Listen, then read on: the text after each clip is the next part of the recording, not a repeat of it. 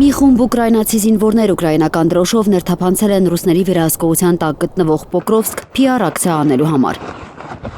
Հայտարարել է Ռուսաստանի պաշտպանության նախարարությունը եւ կադրեր հրապարակել ուկրաինացիների չեզոքացման օպերացիայից։ Ռուս-ուկրաինական պատերազմը, որը տևողությամբ արդեն գերազանցել է հայրենական մեծ պատերազմը, ըստ փորձագետների մտնում է հերթական սրացման փուլ։ Առնվազն 4 մարդ է զոհվել, 6-ը վիրավորվել ռուսական հարվածների հետևանքով Խարկովի արվարձաններից մեկում։ Վաղ առավոտյան կրկին հրթիռակոծվել են Խարկովն ու Կիևը։ Ուկրաինայի մայրաքաղաքը դեռ չի հասցրել վերականգնվել ռուսական նախորդ լայնածավալ հարձակումից։ Արդեն 5 օր է ավելի քան կես միլիոն բնակիչներ մնում են առանց էլեկտրականության եւ ջեռուցման։ 6 վիրավոր կա Օդեսայում ռուսական գիշերային հարվածներից։ Մոսկվան էլ հայտնում է Զելենսկիի բանակի հարձակումների մասին։ Ռուսական հոպը փորձել է հետ մղել Տագանրոգի ուղղությամբ գրոհած դրոնները։ Քաղաքում վնասվել են արդյունաբերական օբյեկտներ, բնակելի շենքեր, գազատարներ եւ ավտոմեքենաներ։ Ըստ Telegram ալիքների հարվածների հնարավոր թիրախներից է եղել Ատլանտ Աերո ձեռնարկությունը, որն արտադրում է մարտական դրոնների եւ ՌԵՊ համակարգերի բաղադրիչներ։ Նոր սրացումների ֆոնին ուշագրավ է Մեծ Բրիտանիայի կողմից Ուկրաինային խոստացված նոր բալիստիկ հրթիռների նախագիծը Nightfall մայրամուտ անունով։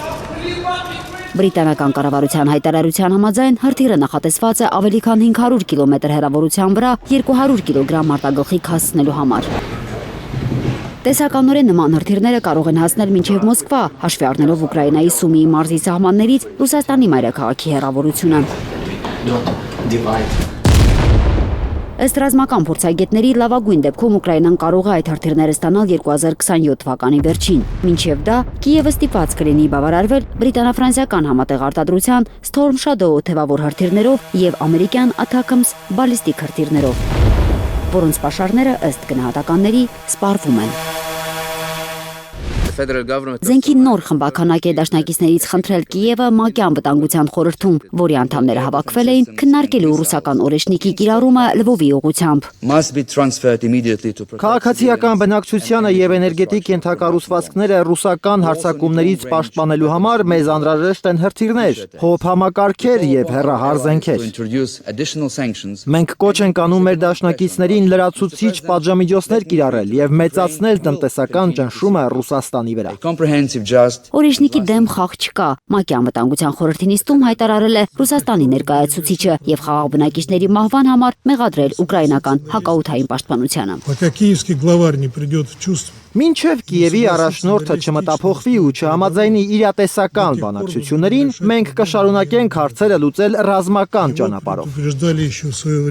Նրան ժամանակին զգուշացրել էին դրա մասին։ Յուրաքանչյուր կորցրած օրվա հետ բանակցությունների պայմանները միայն կվատթարանան եւ խաղաղ ռուս քաղաքացիների վրա ցանկացած դավաճանական հարձակում կարժանանա կոշտ պատասխանի։ Ծանր պատերազմի հետևանքները զգալի են հումանիտար հարթությունում։ Եվրամիությունում ժամանակավոր պաշտպանության կարգավիճակ ստացած ուկրաինացի փախստականների թիվը հասել է 4 միլիոն 330 հազարի։ Նրանց կեսից ավելիին ընդունել են Գերմանիան եւ Լեհաստանը, ամենաշատը Չեխիան։ Քաղաքական գործընթացում ձևավորվել է փակ շղթա։ Արևմտյան դաշնակիցները անվտանգության երաշխիքներ կտան միայն հրադադարից հետո։ Մինչդեռ Մոսկվան հրադադարի պայման է դնում տարածքային զիջումները։ Դոնբասը հանձնելու հարցում Կիևի դիրքորոշումը թվում է չի փոխվել։ Ծովինար Բարխուդարյան, Անի Խանդիլյան, Հայլուր։ Հայաստանում եւ աշխարհում տեղի ունեցող իրադարձությունների մասին առաջինը իմանալու համար բաժանորդագրվեք մեր ալիքին, սեղմեք զանգակը, որ բաց չթողնեք ամենակարևորը, ամենահրատապն ու հետաքրքիրը։